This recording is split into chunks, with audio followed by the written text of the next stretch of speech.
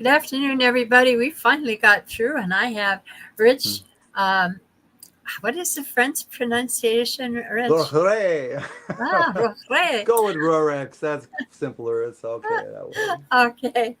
Well, we're happy to have you with us, and I'm going to give a shout out to our sponsor today, and hopefully we'll get you going on your interview. So I'm sponsored by Luscious Must Studio, owned and operated by Chad Christ, who happens to be the lead for Heart by Heart Band. And you can find him at Heart by Heart. You also can find him on Facebook under Luscious Must Studio or Chad Christ in Edgewood, Washington. He originally started recording drummers and guitarists. He has a very creative environment, and from there, it went into producing recordings like mine, for instance. So you could find any need that you have as far as production. You can find pretty much everything with Chad. Do look him up. I use him all the time. He has a great system. He was known for his system prior, but it's even better now. With that being said, let us get started with you, Rich. I'm going to have to put this through another system, which clashes, but I do want to ask you how you started. What was your first instrument, approximately? When did you start, and on what instruments, and who your influences were? Well, I started when in high school. The influence, geez, that's a long one. I mean, I could go all the way back to like the second grade when I heard the symphony in Seattle, what the school I was going to.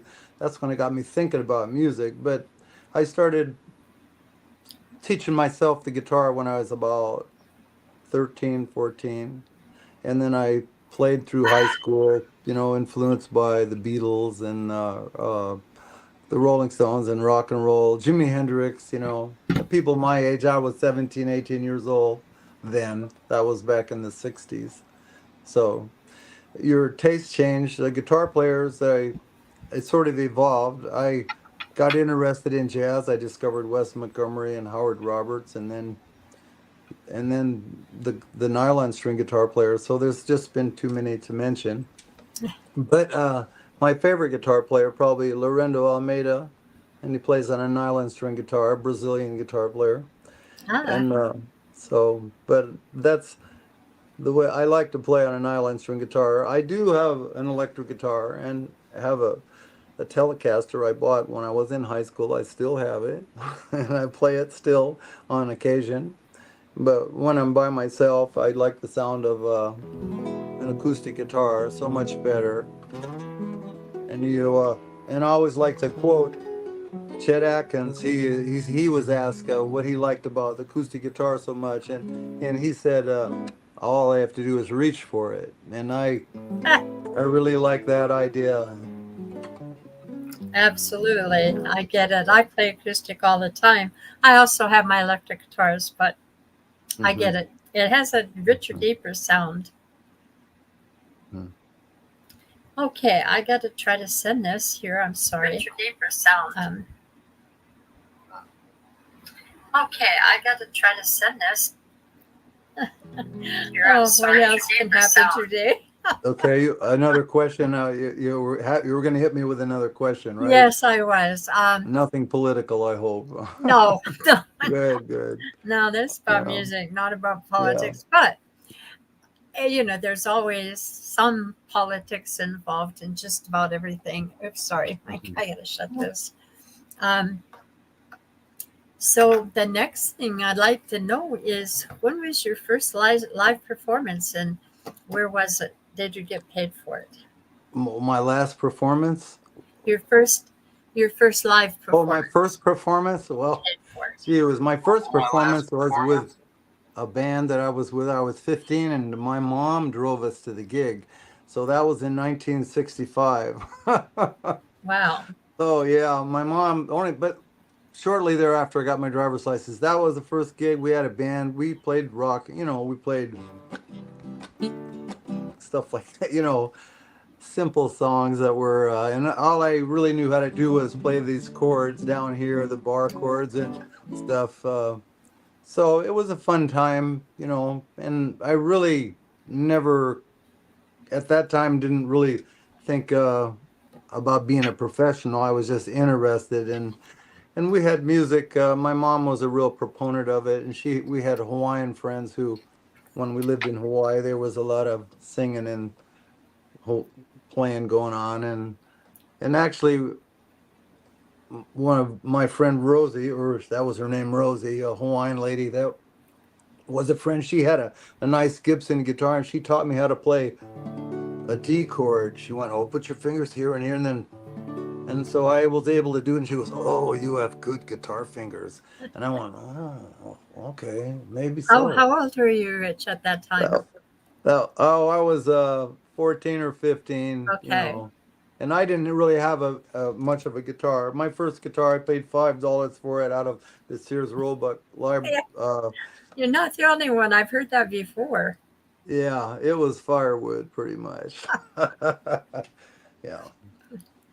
So she said that you had good fingers, and then did she start teaching you how to play, or? Well, well, well, strangely, I mean, my mother rented a guitar from Welk Music in Everett, which is no longer there.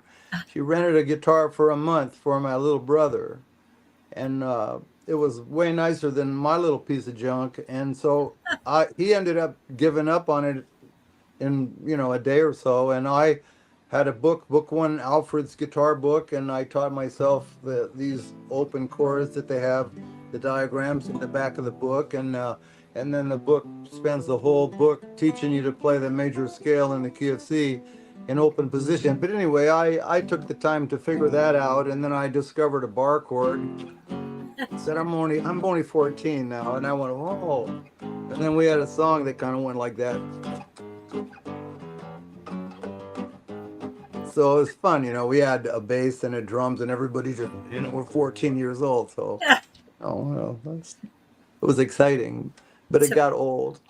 so were The you bar still in chords. Hawaii then? Were you still in Hawaii Well, at the I time? was real young then. I just, my dad was in the Navy, so I was like 5 and 6 years old. So I just remember parts of it. But the people from Hawaii came to visit us here in Oh Washington. yeah. So All right. So it was a nice musical influence. And when I was a young guy, there was a guy in my town. His name was Johnny Belcher, Johnny B, and he had a little country western trio. He played guitar and he had a pedal steel and a drummer. And they didn't even have a bass player, but they did Hank Williams songs. Hey, good looking and stuff. And I would walk by his house and hear music coming out of it, and I'd go up and sit on his porch, and he was real nice. He'd invite me to in, and I would sit there and listen to him play for an hour or so, and they would do, "Hey, good looking, Yeah. what she got cooking," stuff like that, Uh, I Hank know. Williamson. And he was a real nice man. Yeah, all real nice to me. So it made me think it was okay to be So interested where in did you? music. Hmm. Yeah. So you were still 15 years old when you ran into that to him, or and began playing country music. Or were you Well, older? I'm sorry, you'll have to say that again. Oh, I was asking whether you were still 15 years old when this man was Oh, well, teaching the you people. country. Well, it's you think of a lot of things. I mean, I'm in my 70s now. I don't know if I should disclose that, but I just had a birthday, and Ah, uh, yes, I saw that. playing music is something. I mean, I just wanted to do it for myself. Once again, I'd like to quote Chet Atkins. He was asked what was the most important thing to him, and he said, "Well, how I feel about my guitar playing." And I kind of feel that way too. I just like to enjoy it, and study. It's a ongoing thing. Yes. So, Do you ever yeah, and figure how long? I know you've been playing for quite some time. I did see your age on the birthday site. Um, so the question that I'll ask you is, have you ever regretted picking up that guitar? And is that the way you made your living through your life? well, I have had a couple times that when I was younger, around my 20s, I tried to find another way to make a living, and I ended up driving a school bus for 1 year, and Wow. then I actually studied piano tuning for almost 2 years, and that was exhausting work. I learned a lot, but I couldn't make a living at it. Um, and so I struggled, but mostly I spent my time playing in gigs. I spent 3 years in Alaska. I was on the road with bands. I was in an 8-piece band for 2 years and Yeah. in a 4-piece band for another 4 years. And then I worked in a duo for 4 years, and we played. We were pretty busy. We were a tech duo. We used computers and stuff. That was in the tail end of the 80s and most of the 90s, Yeah. first half of the 90s. And your interests change, I mean,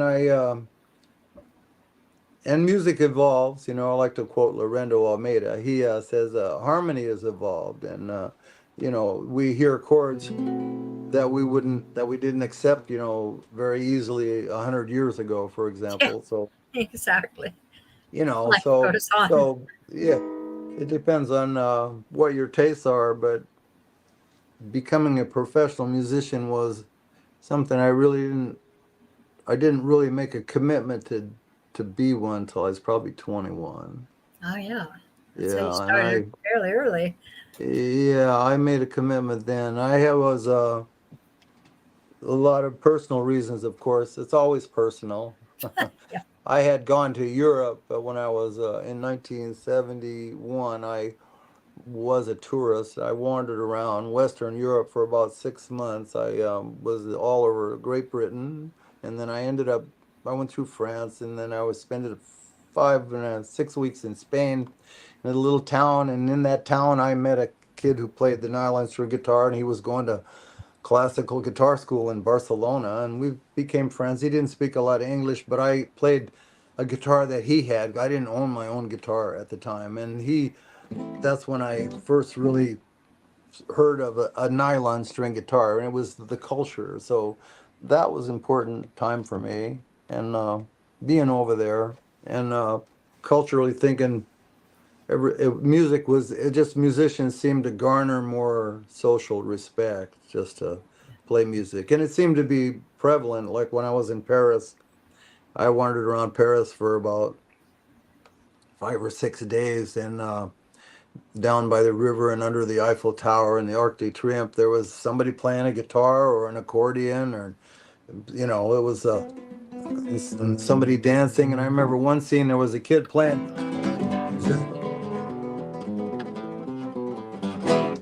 and just people were going, "No!" And I was thinking, "Wow, this is pretty cool." But it's pretty, it was in summer. It was like mid July at the time, so the weather was warm, and I didn't really talk to too many people. Being an American, I just observed and I didn't say too much, just Did you because ever I learn think, the language? well, the French, they weren't really overly friendly. Some of them were, but by and Yeah. large, I had the most unfriendly times I had over in Europe were in France. Oh no. I had wonderful, friendly experience in Scotland and Wales and England because I had a great time. I just hitchhiked and wandered all over the place, and they like Yanks, so my experience there was I met a guy who said he went to school with John Lennon, and I remember I would be hitchhiking, and at the end of the day, people would ask me where I need a place to stay, and I said, well, I was going to try to solve that problem. They'd invite me in and Oh. feed me dinner. I'd Oh. stay the night. They'd feed me breakfast, and 9 times out of 10, people would pack me a lunch. So I had a Wow. great time. I had a great time in Scotland and England. Yeah, it Wow. was Yeah. it was great. The Did you ever people. make? Sorry. Yeah, the Yeah. journey. Yeah, it was a big education, just seeing how people lived and what it took to make you happy, and Yeah. finding something that was interesting. And music isn't something that's interesting internationally, so Right. everybody's interested in it. And like I said, cultural, and to study music is sort of also study history a little bit. I mean, because historically, musicians and artists were the watchdogs of society, so to speak, Right. Not so much like now when we have iPhones everywhere and people who Right. know how to use Right. them, unlike me. Yeah. Things change. Right. Did you ever get to Germany? I went through Germany. I did. I spent 2 weeks in Frankfurt is all. I didn't wander around in Germany. I was kind of low on money, and what happened was I was with another American that I met, and I was sitting at a coffee shop having a cup of coffee, and a guy came in and he had rental cars they wanted to return. He said, "Hey, anybody here have an international driver's license?" And I did because I went ahead and got one. And he said, "Well, I need a car back driven to Copenhagen." I said, "Well, I was just wandering around. I'd been to Spain. I'd worked my way north through Switzerland, and I was in Germany. And I thought, well, I'll go to Copenhagen." So I made a deal with him to drive the car from Frankfurt to Copenhagen. And so it was about a 2 day journey, and I took 3 days. So, and they made a deal where they paid for the petrol, and then when I got to Copenhagen, I spent 3 or 4 days there, and then took a ferry boat across to Sweden, Gothenburg, Sweden, and then Wow. I hitchhiked halfway up the coast of Sweden to Oslo. I got halfway and I finally broke down and bought the train ticket to get to Oslo. I'll give you a Wow. quick synopsis of my That trip. you It's a were major playing all this education. time. You were going Well, all no, these I different. was wandering around and I was actually my friend who I met, he had a violin. He was a really good violinist and I had bought a beater guitar. I so I was lugging a beater guitar around. But it wasn't I was mainly still a tourist. I had a rucksack, and I was Yeah. 21 years old, so that was a Wow. while ago. Oh, I I, mean, I could sleep under a bridge or out in a field, and it wasn't a bed. It was an adventure, and everybody was friendly back then. Mostly, yeah. the Germans were really friendly. They're outwardly kind of cold, but once you get a conversation going with a German, and they all spoke English, most of the Germans, Yes. I and the was in Swedes, Germany and they would yeah, speak English to me and I'd speak German to them. yeah. Yeah, yeah, it was interesting, and just a lot of the people I met, the young people, because young people on holiday in the summer. I met Dutch and Swiss and English and Scottish and French and the Scandinavian. I met a couple people from Eastern Europe, but once again, all ships passing in the dark. I was just Yeah. wandering around because I had read about going there for years prior when I was in high school. And actually, I had at the time a great aunt who lived in London. And her and her family had visited my parents years prior when I was 12 or 13 years old. Yeah. So they remembered me, and I had their address, and I actually slept on their couch for 3 days in London. And then I wandered around England. This was great. It was wonderful. You had to be careful which side of the road you stepped out on, though, because all the traffic. Yeah, you had to make sure you stepped out the right way and pointed your thumb in the right direction. I learned that right away. And you could live on fish and chips and sausage and chips, and that was the nicest part of my trip. It was all good. I ended up getting up into Oslo, and I had a cousin who was in the army, and I got to stay with him for 3 days. So then I left Oslo, and I took a ferry boat trip across the North Sea to the northern tip of Copenhagen or Denmark, and then I hitchhiked from Denmark to Hamburg. And then when I got to Hamburg, I was tired of hitchhiking. It was kind of a struggle sometimes. Yeah. So I bought a train ticket and got to Amsterdam, and I spent a couple weeks in Amsterdam, and then from there I flew back to Boston, and then No, from Boston, yeah, got home. Major part of the education. That's the only reason I'm saying. I yeah. guess it influenced me because I had made a decision to study music seriously. The trip is what I did. Yeah, Yeah. since So that's how what. how Go does ahead. that relate to once you got back? How does that relate to your musical career Well, when I got back, after you got back? when I got back to Seattle, I started studying guitar with a teacher there in Seattle, and I had my electric guitar, but I didn't. I was taking lessons, and I had a my beater acoustic guitar, and I started playing with him. For me, the first he asked me to play something for him.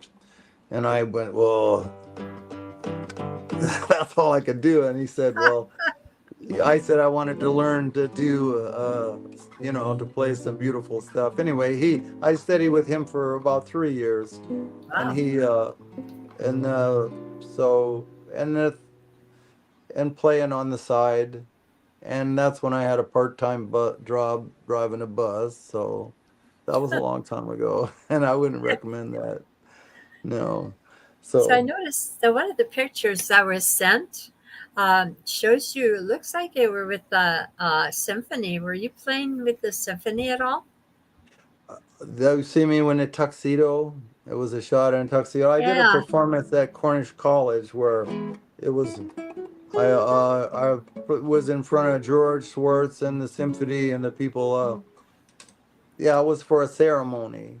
So Uh, yeah, and then I actually am going to play this coming Saturday on South Whidbey Island at the Whidbey Island Center for the Arts, and yeah, I used to live on South Whidbey, and it's the Michael Nutt Theater now. And Michael Nutt was a violinist, and he and a couple other people, him, a fellow named Troy Chapman, who's still over there, part of the festival, and uh, Greg Barnes, who's departed, as well as Michael Nutt. We opened the Django Fest, and they did that. And I played several festivals with him. He had a chamber group with violin, viola, double bass, and cello, and a French horn. And I wow. played a couple things with them.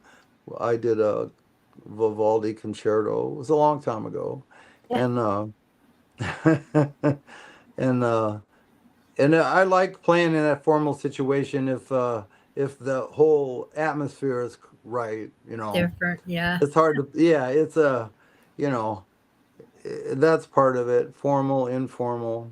Yeah. You know, and and playing music, I think it's learning to just relax and be yourself, because it's all personal. I mean, I play music for myself, uh besides, I like it when people enjoy it, and it's nice when you get paid to do it. In the words of Duke Ellington, it's nice work if you can get it. So anyway, your picture froze up here.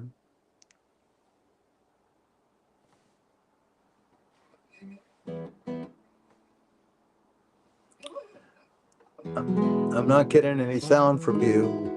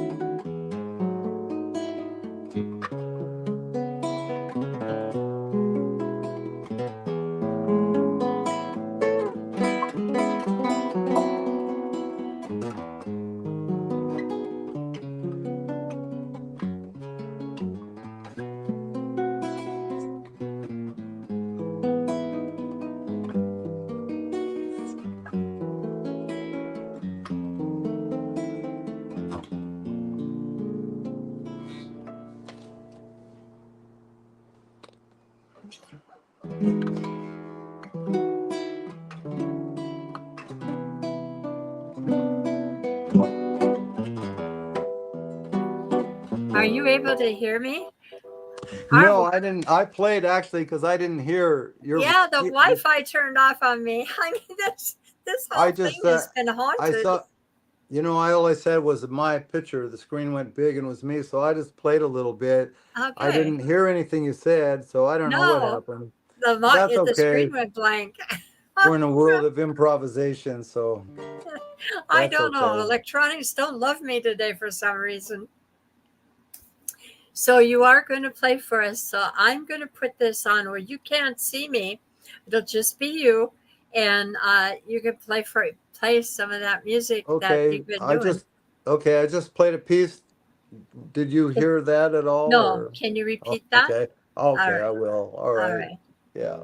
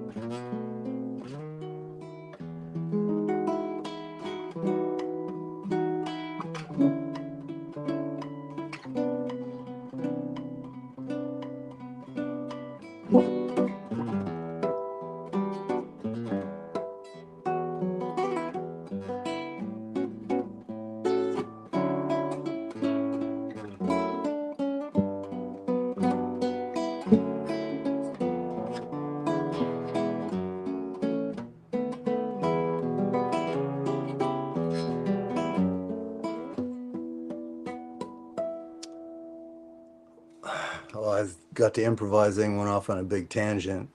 Ah, sounds Well, beautiful. oh, thanks. Yeah, I went off on a tangent. I should forgot where I was sitting here. There's nobody around me. I said, oh, okay. Well, Well, so, it sounded beautiful to me. So well, thank I you. I don't know too many people that play. Uh, I don't know what you call them. Catgut strings. What do you call the strings that Well, you I use? play fingerstyle, like Chet Atkins and Tommy Emmanuel. These are modern guys. They do this stride style with the guitar, and it keeps it going like a little motor. Yeah, I know Chet Atkins. I'm a country singer, so that I understand.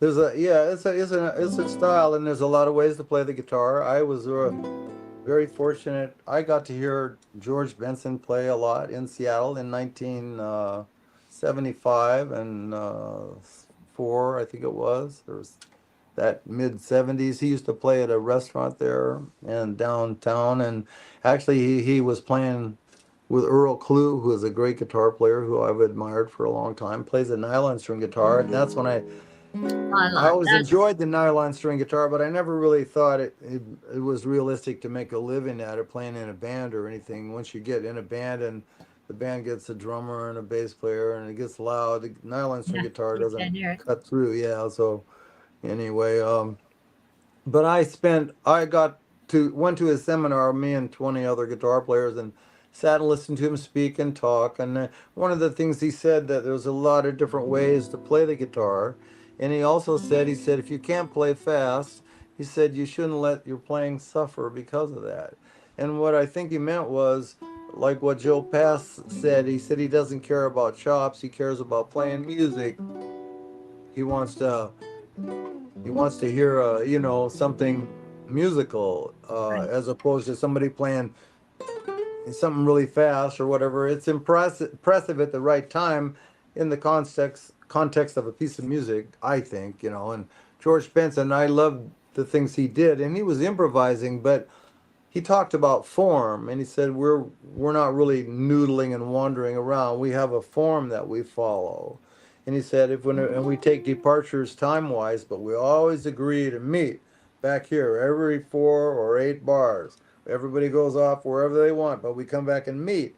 And so that leads to a lot of spontaneity and creativity. So, that was one aspect of form. So I thought that was really interesting. And I think that speaking of form is the problem I have with rock. I, I yeah, I don't see any form to it. I mean, I don't understand noodling. Like country music has a form. I mean, it's there's you have riffs, and those riffs identify the song, and well, country music, I like the old they're school throughout country the music piece, and you're where you're cutting out again. yeah, Your high five. no, Yeah. uh, So, uh, so so,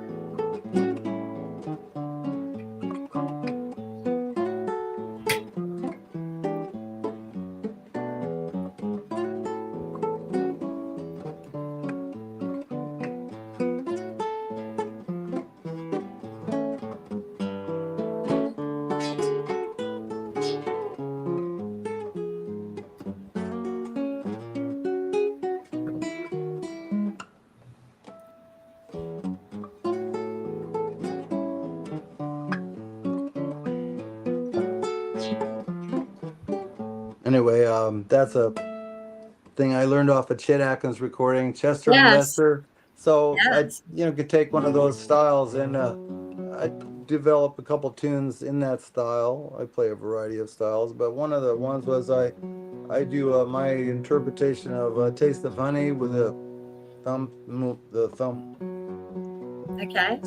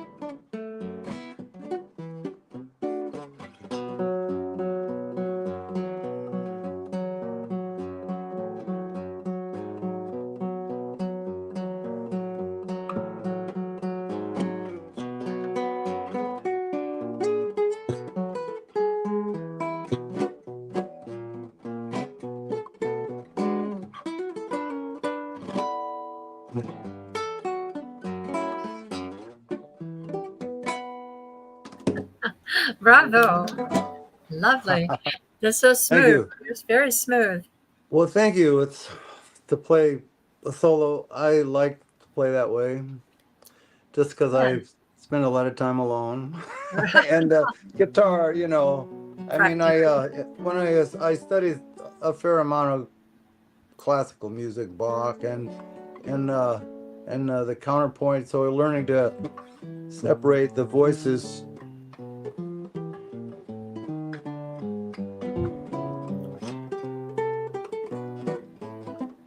where you have a bass and a melody woven together.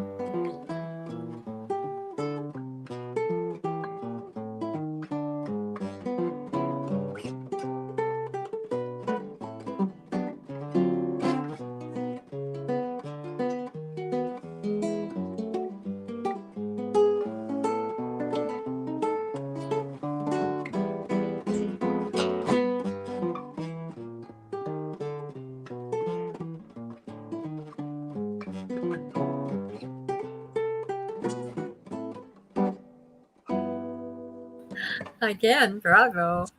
Well, thank you. Did you ever Thank you. sing? Have you ever sung, or do you only do you No, play? I sing. I do narratives. Ah, Yeah, I do sing songs. The songs I like, songs that I can do.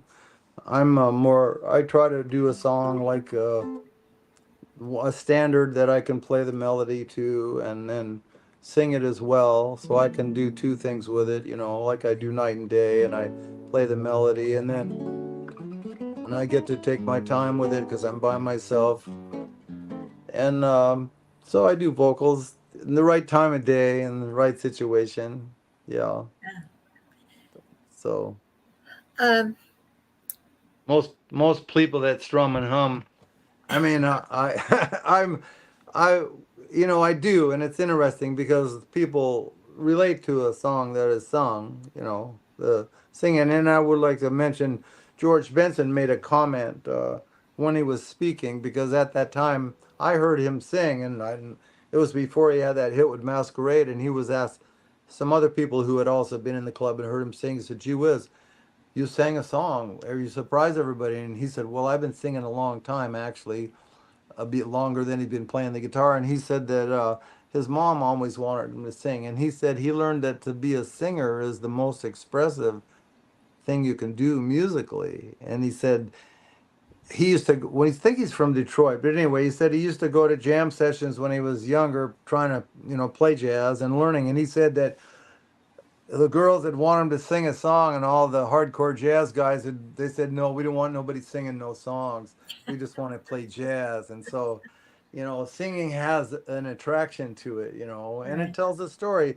And it's the oldest art musical form, really. I mean, so there's a lot to be said for it. The answer to that question, I had to grow into it, sort of. I mean, I didn't grow up in a family that sang around the piano table, piano and sang, and so learning to deal with the things you have to do to be a singer, like to come outside of yourself, you know.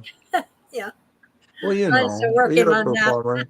Yeah, well, you're a performer. I see. So, but it's all personal. Seems like, you know. I mean, I haven't got my music degree, and it took me a long time to get it, and I was playing at night, going to school during the day, but it was all for personal satisfaction, Yeah. for education. And then, yeah, so, you know, it's led me, all that being said, which leads us to the present. Yeah, that's right. And here you Yeah, are today. So today was a learning curve. Yeah, go ahead. I'm my other sorry. question regarding this, if I can remember it, I was there for a minute and then it goes away. Um, what happened during COVID? Were you still playing, or where were you? Well, What was the situation? I actually I have been teaching. I had a small practice. I work up at a music store here in Burlington, but Oh, during that COVID time, that whole clientele just faded away to nothing. And so I stayed home for 3 months, built a chicken coop, and brought some chickens. But I have a friend, my good friend Jimmy Wright, and his girl Rhonda. They were at the time running a coffee shop with desserts and sandwiches, and I had known Jimmy quite a long time, and they know that I play by myself. So I cut a deal with Rhonda where I actually, during that whole time, every Saturday I played from about noon to 3, and I had a little group of people that would come in, 8 or 9 people that would come in regularly and listen to me. So I did that to keep myself playing during that time.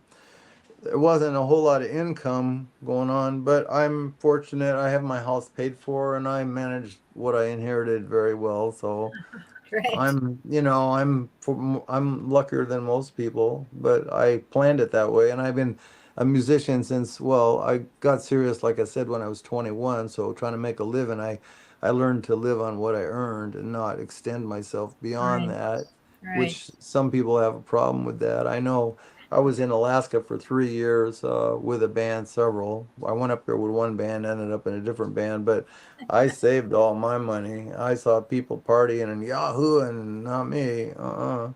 I was a moderator. I'd have a beer at the Wise end of. moves. Yeah, I was so happy to be making money and saving and stuff, and that's so. I grew up that way. My parents were very conservative. I was a small farm. My dad was retired Navy. When he got out of the Navy, we had cows. We had like 11 cows and 40 chickens and some ducks and a couple goats, and a couple times we had pigs. I know all about animals. I know I don't need, I, you know, I don't, I have a pet, a cat that I had first time I had a pet. And well, I never had one really. You just learn not to get attached to those animals. Yeah, 'Cause, not if because they're being used for food, right? but I have a cat, yeah. So the farm thing was like, you can't go anywhere because somebody's got to stay home and feed the animals and collect the eggs. Right. So anyway, my point was we were real conservative. We had a garden, we raised our beef, Yeah, and my dad, we were very self-sufficient. frugal. So I kind of learned that from my dad. I have an analogy of the value of money if you want to hear it.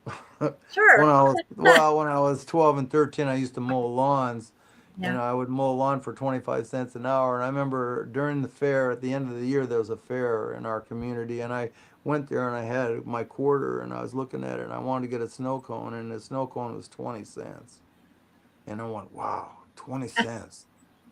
And I went 20 cents. I think I'm 13 or 12 years old. And I went, whoa. I put that quarter back in my pocket and I went across the aisle and I had a glass of water. So anyway, I thought I mowed that lawn for almost an hour to have a snow cone that would be gone in 2 or 3 minutes. So I I've like been the that way my whole philosophy. life. I know. I know. Yeah. Now, I want to go back to what you were saying earlier about, when you were a young man, 21 years of age, and you went all over Europe, and I'm sure that you were exposed to the local musicians and music, correct? I'm sorry, say I again. said when you were in Europe, you were exposed to the local I was. musicians. Yeah, I street musicians in the park. I remember in Geneva, Switzerland, there was a group of people that were just practicing in the yeah, park, violin, viola. right. And then in Germany, I got to actually in Frankfurt, I found a place where I went down to a club that would let me in. And me and another American, we had a beer and listened to some people play music. And then when I was in Spain, every night there was music going on in this little town I was in. There was somebody playing a Viva guitar la and Spain. yeah, and then you'd hear yeah, so there was that going on and then when I was in England, I went and heard a couple bands. I went up when I was in Scotland, I made friends with this kid from Africa made friends with me and because I was a Yank. They liked Yanks, the Ah, Americans at the time. This was back in 1971. So yeah. I remember I made friends with him and I I had just flown in and ridden the bus in. I'm downtown Glasgow. It's about 2 in the morning and it's raining. And I'm thinking, well, I knew I had to find a place to sleep. But anyways, he asked me, you need a place to stay? And I said, well, yeah. And so I went and I met him. I stayed in this little dingy apartment that he had. He was from Kenya, Yeah. black guy. I mean, he was black.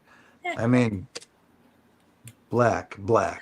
Nice fellow. And I met him and I stayed there, crashed, and he was going to school at the university and I had all my stuff packed up. He wanted me to hang around. So I ended up hanging there for about a week and a half and I met friends of his at the university. And during that time, I went with them and went out and heard bands, went to a bunch of bars and heard a bunch of rock bands and, the in that scene. And it was a great experience. I The met a friend question, of his and being in Great Britain was a history lesson because I went and saw castles and abbeys and I stuff that was old in London, walking around in London seeing stuff that was a as lot of old old and stuff. yeah, it was really eye opening. Also, I remember when I was in Barcelona, I remember I became a history buff more. I was always interested in history, but I became more so from Well, my being in question those. on that, not to interrupt you, but my question about that was, how did you find that experience tying into your music and and your music today? Well, this seems like there's a cultural identity with, Spanish music and French music, and actually, for a period of time, each country over there was trying to establish a musical cultural identity. Yeah, And so, for me, a lot of people that I met were interested in American jazz and American rock and roll. And American jazz is sort of the high art form of the thing. What country music's more like what they said, three chords and the truth. I've heard it that, which is a good one too. because I love the stories. That's what I love about Hank Williams. I love the stories Right, he tells. right. But anyway, and once again, that's a cultural thing. Or here we are. But for me, I wanted to actually, I wanted to be able to play something where I could play a melody and the chords and actually have motion as opposed to just. And I don't have a problem with that if you're telling a good story.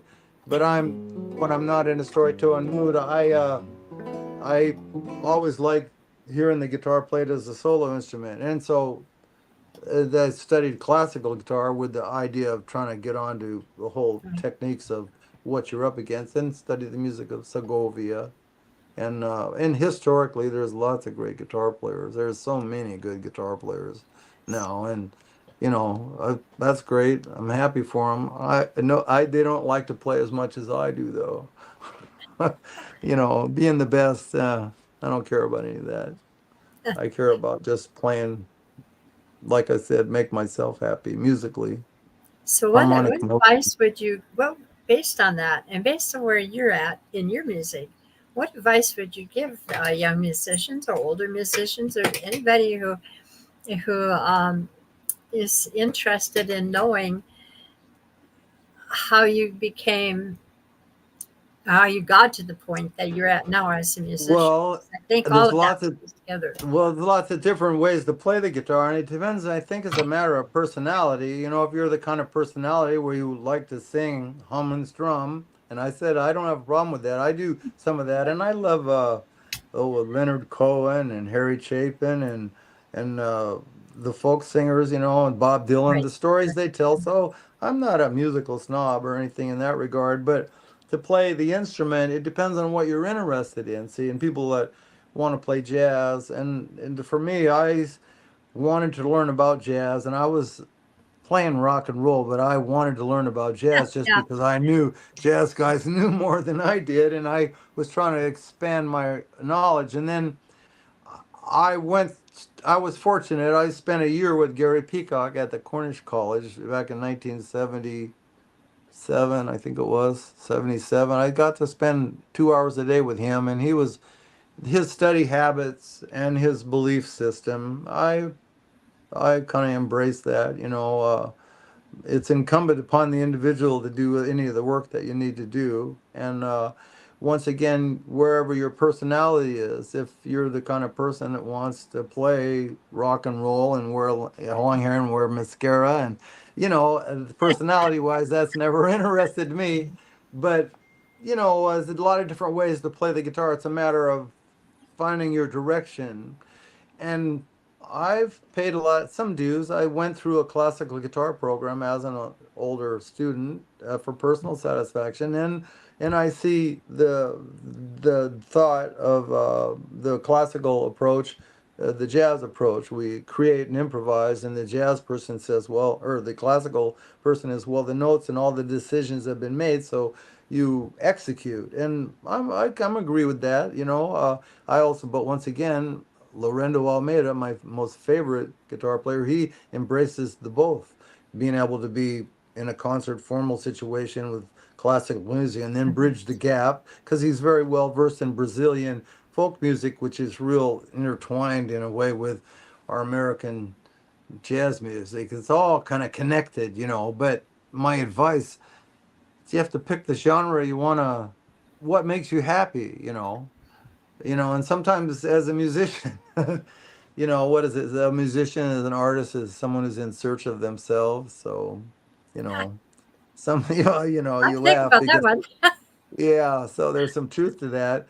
But once again, it's a hard way to make a living. I Years ago, I mean, it didn't cost what they do now. Yeah, I mean, gee whiz. I mean, and the musicians, what, $100 a night? That was great in the '70s.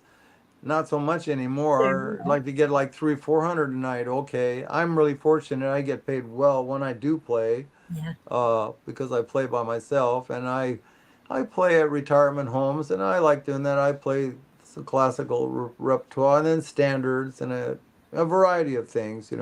right. So, but once again, just it's a personal quest. people have, it's hard to figure it out, you know. I think it's harder now than it was when I was younger. When I was in my mid 20s, I mean, in Seattle, for example, there was music all over the place. You could go downtown and Yes, park your I've heard car on that. Fourth Avenue, and you could walk 3 blocks one direction and hear a trio, and go walk 3 blocks the other direction and hear a guy playing a piano bar. Or you could go up to the top of a hotel and go in and hear a quartet, or you could go out to the Edgecombe. There was music. There was Ray's Boathouse. There was places in Bellevue. There was places in Tacoma and Puyallup, up in Everett along Highway 99. And for a single act, there was they hadn't regulated so much of it. This is, you know, the city got involved, and then they made all the clubs get cabaret licenses, and then insurance changed, and then fire regulations, and then Mothers Against Drunk Drivers. You Yeah, know, that kind of wiped I'm it not out. an advocate of driving drunk, but they put a squeeze on the clubs because they Yeah, made the bartenders responsible for people getting drunk. That's ridiculous, but that's yeah, the way state of Washington works. And then they squeezed the whole thing down, so that squeezed the music stores down. All the guys who are playing weekend warriors who have jobs but play in bands on the weekend, and they're buying guitars and amps and strings. Well, they squeezed all that down through the tail end of the 80s and front part of the 90s. So during that time, I had gotten married and had a child, and so I actually went back to school and got a master's degree in teaching. So ah, I was going to teach public school, and I did teach for 2 years. It oh, wasn't any fun at all. It was a, now I'm going to write a book about it. No, I wouldn't yeah, recommend that at all. I said, if you want nothing, have nothing, and want to be blamed for everything, everything. I'm Be a a public teacher. school teacher. Yeah. And the So kids are running the show. Yeah. what are your So plans anyway, now? Where are you going from here? Where is your journey going from here, from this point on? well, I just had my 74th birthday, and so I just want to play by myself. I just want to play, you know,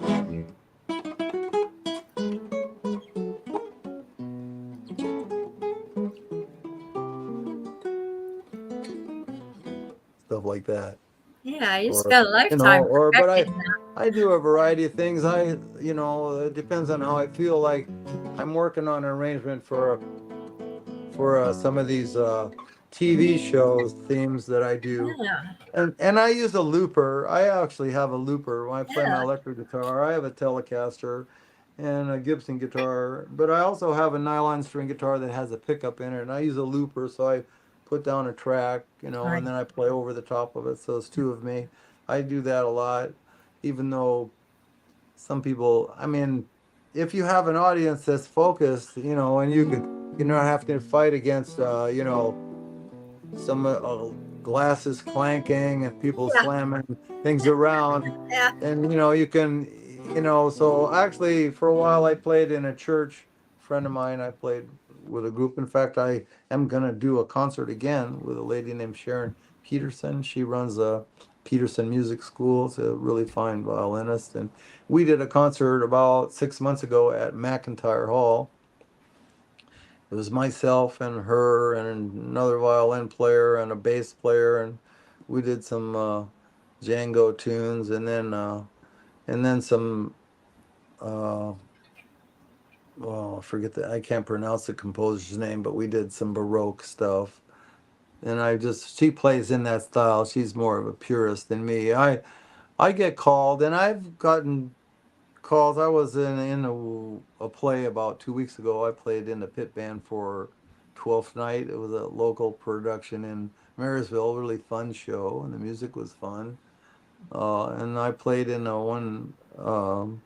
Actually, a long time ago, I got a job. I played guitar in a Little Shop of Horrors for Tacoma's Actors Guild. That was a fun show. Yeah, That was in Tacoma. Isn't that down in your neighborhood down yeah, there? I know. I'm in Redmond.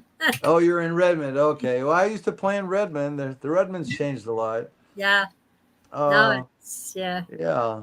So I played in Matilda, and then I was in a West Side Story pit band. So So, being a have guitar you done player, any wineries or breweries? breweries. Yeah, Well, wineries and wineries. They Well, I usually, have played in a few. I used to play a couple in Woodinville. yeah, I haven't. I've had a flurry of private parties this last month, which was nice. I had yeah, 3 days of 2 gigs a day, so I was kind of tuckered out when that was over. But and right now I have a festival I'm performing, getting ready for, and then August I'm gonna take a little trip and go visit an old bandmate, somebody I haven't seen for a long time. I was in a band with him in high school. And some of the people I played with a long time ago are still playing. A lot of people have dropped out. Uh, I don't know. There's people ask you why you do it. I won't say I haven't considered dropping out. I know when I was 26, I was struggling. I remember I was thinking, oh, I got to find something else to do. And my mom talked me into staying with it. She actually ponied up some money for some more guitar lessons and told me to stick with it. So I always play a couple of her tunes. Her favorite tune was Misty, so I oh, learned that one. And I Autumn know you Leaves. played. I heard you play one something that I like by the. It was not redone by the Ventures called Sleepwalk. Oh, Sleepwalk. Oh, Yeah, that's so pretty. that's It a great piece. I learned that piece about 1981. I was in Alaska, and I remember I was just sick of playing some of the tunes we were playing. And I said, I want to learn something different. So I remember bought some recordings, just went to the record store, and I bought Sleepwalkers by Larry Carlton. Later, I found out the original recording was Vinny and Santo, which was a pedal steel, which is so beautiful. My friend Jimmy Wright, he does a really nice version of that, more authentic than me. I kind of copied Lee Ritenour's chord changes before I discovered the that one change. But once again, and then it works good in a different key. But it is a nice piece. it And is. the thing is, when things are real calm, that's a good one to play. Yeah. If you want to get people rocking and dancing, you don't want to play that one. But So, that's not my. have you been Yeah. recording do you write your own music and have you been recording it too as well? Well, I have a bag of music that I've been working on, and actually I played this past season with the Commando Junction Big Band, which big we had trombones and trumpets and 20-piece band and my parts, Right, right, you right. know. And I wrote actually a couple pieces for the band, but we never were able to implement them. The rhythm section, the horns are really good, but the rhythm section, the bass and the drums and the piano, the bass and the drums never really pulled it together to do anything that I had written. But I have a computer, and one of my things that I do enjoy is I do use my computer. It's a way outdated computer, and I run a program on it, and I can notate my own notations, and I can convert them to PDF files, and then I can load them into my iPad. I know how to do a few things, but we discovered why it wouldn't work earlier. So Yeah, so anyway, get that problem out of the way. yeah, kind of low tech. So Yeah. but The reason I ask that is because you have all these years of experience, and you know, if you're 74, none of us are going to stay here no, forever. I know I'm feeling that big time. Well, I that's the good question is but I like to go back to when I heard Chet Atkins on the Johnny Carson show, it was a rebroadcast that I saw. Johnny asked him, "What do you care about, Chet?" And he goes, "Well, I just care about being happy about the way I play my guitar, you know." Of course. Yeah.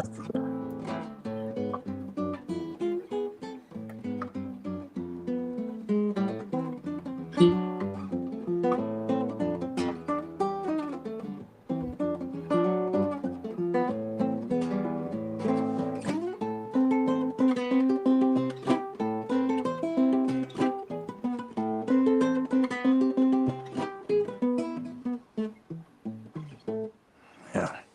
Your addiction, That's a little your snippet of some Chet. your healthy addiction is playing, right? Yeah. Hmm. Well, So I we're guess in your can you believe that we're already out of time? I'm sorry? Can you believe we're already out of time? Oh, that's That's probably a good thing. Anyway, thank you. So It's been a, it was a learning curve today. I got my learned something about my iPad. I'm like a lot of people, I fear what I don't know. yeah, exactly. Yeah, I feared it when I first started. In fact, it wasn't until about 2015 when I even started having social media and on my iPhone, whatever.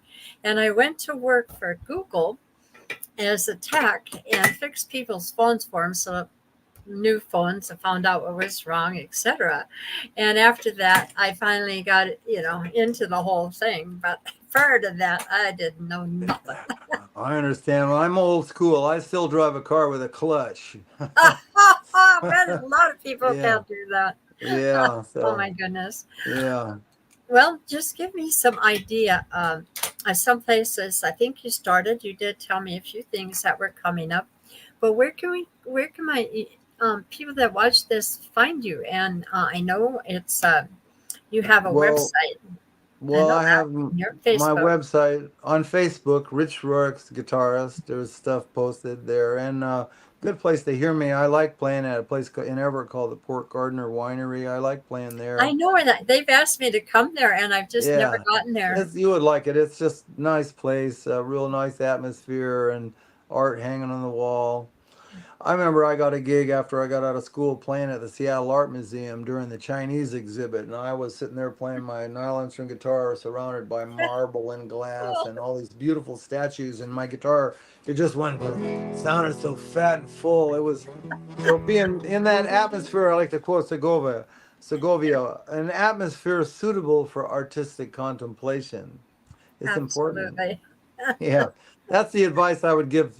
What you were asking me earlier, I'd say get a place to steady and get focused. Developing a focus. That's the one. People go off on tangents. I mean myself included. But when you learn to get a focus, and really zero in on what you're trying to put together.